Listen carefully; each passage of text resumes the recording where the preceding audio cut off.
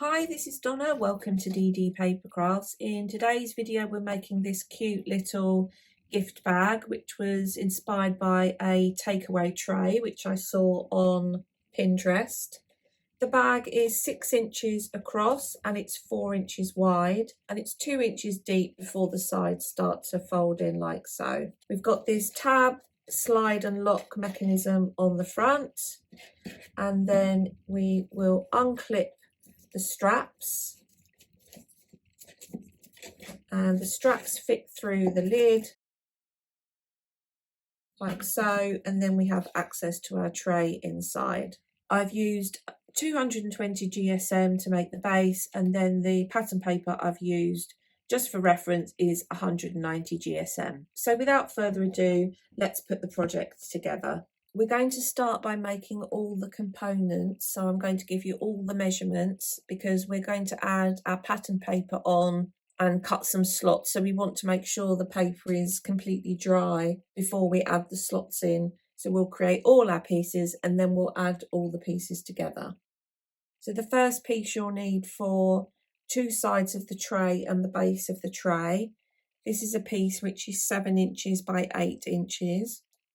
And along the 7-inch side, score at 1/2 inch and 6.5 inches. Rotate, and on the 8-inch side, score at 2 inches and 6 inches. Flip the piece over to the back and you'll have your 1/2 inch tabs on the left and the right. Take your pencil and ruler and line your ruler up with the 1.5 inch line down the left hand side. Make sure your ruler is running horizontally, and you're going to draw a line between 3 1/4 inches and 4 3/8 of an inch. And at 3 3/8 of an inch plus a 1/16, I want you to just make a pencil mark. So you'll end up with a line on the back of your cardstock, which looks like so. I'm now going to put my pattern paper on and let that dry before I do anything else. So I've got 2 pieces which are 1 3/4 times 5 3/4, and these are going to stick on the front and the back sections of the tray. Now we will be cutting a slot into the pencil line that we've created, but we want to make sure that our pattern paper is completely dry before we do that. So that's going to sit in that panel there, and the second one is going to sit in here. So I'm going to put that to one side to dry. Next you'll need 2 pieces of cardstock which are 4 inches by 4 inches, and you'll need something circular, a circle die or a cup or something, which you can use to create the curved edge for the top of these 2 side pieces. So I've got a circle die here which is just over 4 inches in diameter all the way across from outer edge to outer edge, and I'm just going to sit it on the cardstock so it's just below the top edge of the cardstock. Make sure it's sitting equidistant either side, over the sides, and then I'm just going to draw around the top edge with a pencil, and I'm going to do that twice. So you could cut your arch into this piece and then use it as a template. That's those, and then I'm going to cut around the top arch. For the pattern paper to go on these side pieces, I've cut myself 2 pieces which were 3 3/4 inch squared, and I'm using the next size circle down in the nesting die, and this is about 3 3/4 inches across. And I'm going to do exactly the same, sitting the circle on the top like so and drawing round, and that's going to create my side pattern piece for this side here. So those are going to sit on there like so. Next you'll need a piece for the lid, and this is 7.5 by 6, and along the 7.5 inch side score at 1/2 inch. Flip the piece over so we're working on the reverse. Bring your ruler and pencil in again, and we're going to line the ruler up with the 1 inch mark down the left hand side. Make sure the ruler is running horizontally, and we're going to draw a pencil line between 2 3/4 inches and 4 1/4 inches. Move the ruler down to 5 inches and do the same. So between 2 3/4 inches and 4 1/4 inches. So for this piece, my preference is I'm going to have rounded corners on the end. So I'm just going to round those off. And then to the front of this, so I've got the slots on the back, to the front of this, I'm going to adhere a piece of pattern paper, which is 6 3/4 inches times 5 3/4 inches. And that's going to sit on there like so. The next piece is going to be for the tab, and this is 1 1/2 inches times 1 inch. This is going to be scored at 1/2 inch along the 1 1/2 inch side. And again for this, I'm going to round off the bottom corners, and I'm going to adhere to that a square of pattern paper, which is 3/4 inch times 3/4 inch. And then finally, I have 2 pieces for the straps. These are 1 inch wide. I've cut mine to 8 inches, but you might want to change the length of this. So you might want to just see how the straps look, or go back and see how the straps look at the beginning, and change the length of these if you wish. I'm going to score along the long side at 1/2 inch on both. I'm going to round off the ends, and then I have 4 pieces of patterned paper, which are 7 1/4 times 3/4. And I'm going to add 1 piece to each side of the strap. So whilst we've been preparing the remaining pieces, the earlier pieces we cut glue should be dry.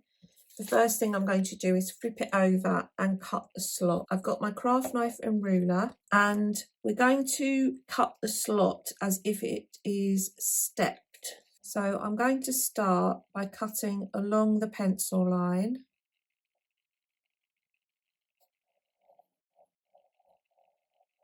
Like so. I'm then going to move my ruler slightly to the left of the line that I've just cut, and I'm going to cut up to the pencil mark that we made, which was at the 3 3/8 plus a 16th.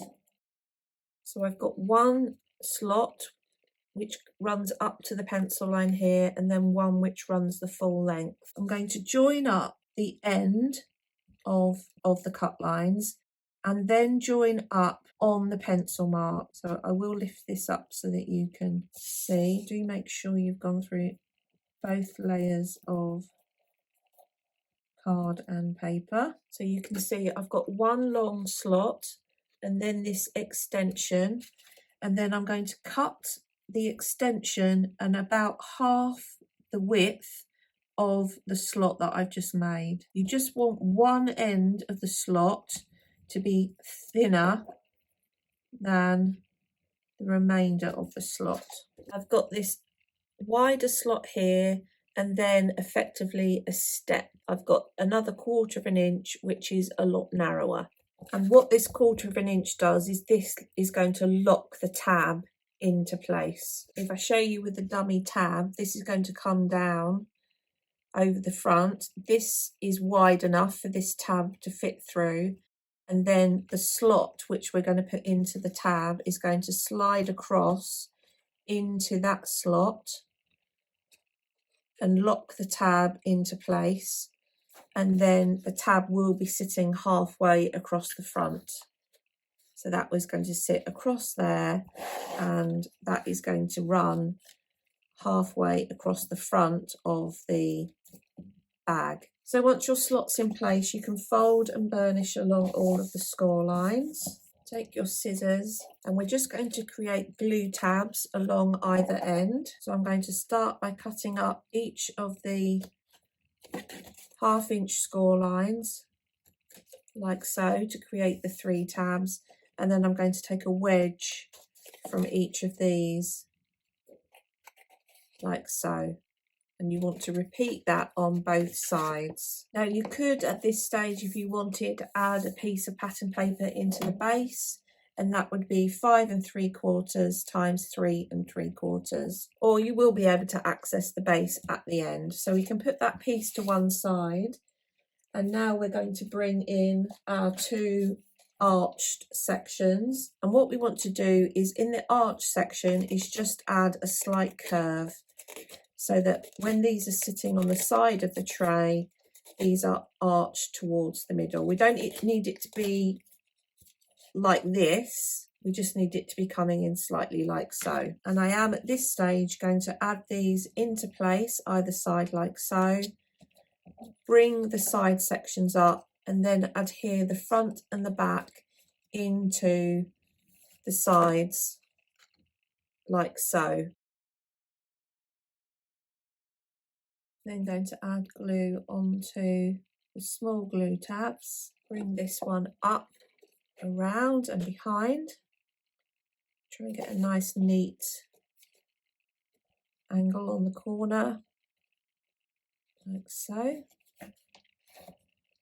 Burnish that one down once I'm happy that's in the right place. So that's the base of the box. Next you want to bring in your lid, and the first thing we're going to do is cut the slots. I'm going to sit my ruler just to the left of the pencil line, and you want to make the slot wide enough so that your straps with either the one or the two additional sheets of pattern paper are going to fit through. So that's your key for the width of these particular slots. I've cut those that side, and then I'm going to spin the cardstock around so I can still see the pencil line and repeat. So my slots are probably going to be 1/8 of an inch or so wide. So that's my two slots cut. So we can fold and burnish along the hinge, and I'm going to cut a wedge out of the ends. We want to burnish the hinge in both directions.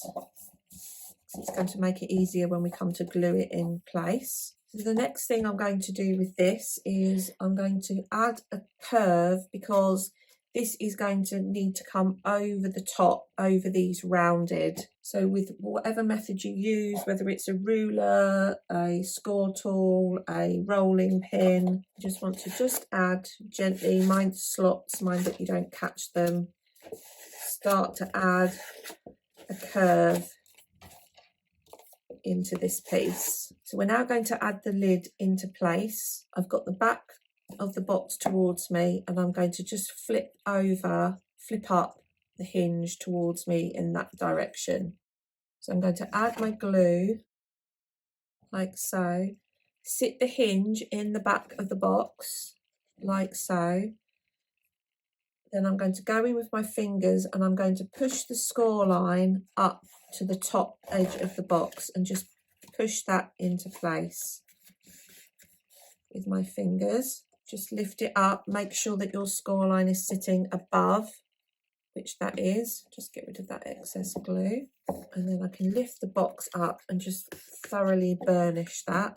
I can tip the box up, go in with my score tool, and just by putting the lid in that way rather than coming in from that direction and trying to fit it in, to my mind, it just makes it easier. So that's our lid in place, which is then going to come over the front like so. So the two side will curve in slightly, and the lid is going to come over like so. So the next thing we're going to do is add the tab. So I've got my tab here. I'm going to just fold along the 1/2 inch score line. Flip your piece over.